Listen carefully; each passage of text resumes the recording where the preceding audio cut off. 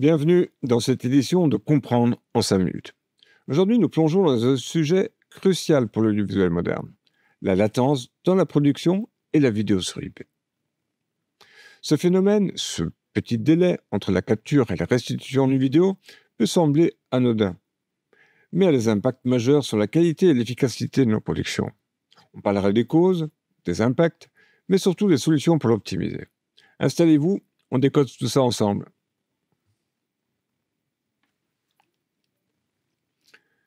La latence, c'est ce temps qui s'écoule entre le moment où une caméra capture une image et celui où cette image apparaît à l'écran. Dans un système classique, la latence provenait souvent des conversions analogiques et numériques.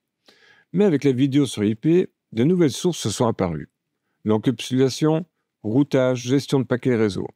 Comprendre ces mécanismes est essentiel pour optimiser nos flux de travail et réduire ce fameux délai.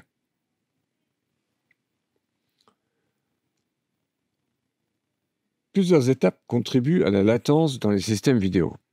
L'encodage et la compression du signal vidéo brut prennent du temps, tout comme la segmentation en paquets et la gestion du réseau. Ensuite, à la réception, il faut décoder, reconstituer et afficher. Chacune de ces étapes ajoute un grain de sable au sablier. Mais pas de panique, des solutions existent et on les verra ensemble.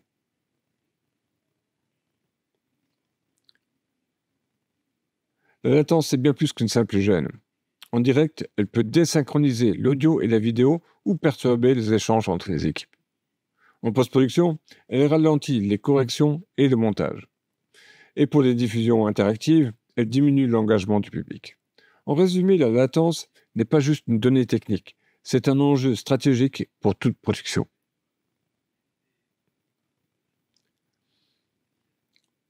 Heureusement, on ne reste pas les bras croisés face à la latence.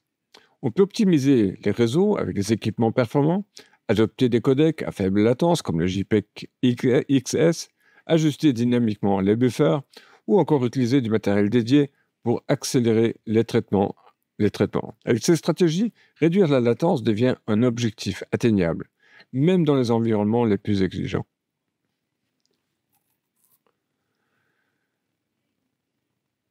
Les standards et protocoles jouent un rôle clé dans la gestion de la latence. ST2110, par exemple, transporte des vidéos non compressées avec une latence quasi inexistante.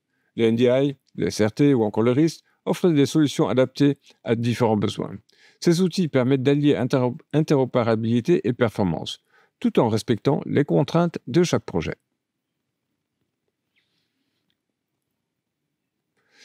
Pour maîtriser la latence, il faut d'abord la mesurer. Les outils d'analyse temporelle et des paquets permettent d'identifier les goulots d'étranglement.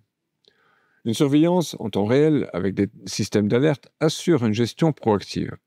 C'est en suivant ces métriques qu'on peut anticiper les problèmes et garantir une fluidité optimale de nos productions.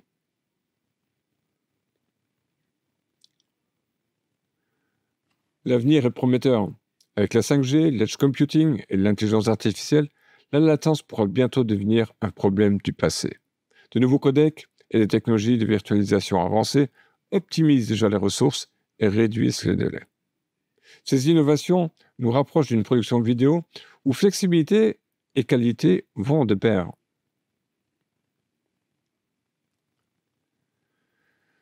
Voilà, en quelques minutes, nous avons exploré les défis et les solutions liées à la latence dans la production audiovisuelle et la vidéo sur IP.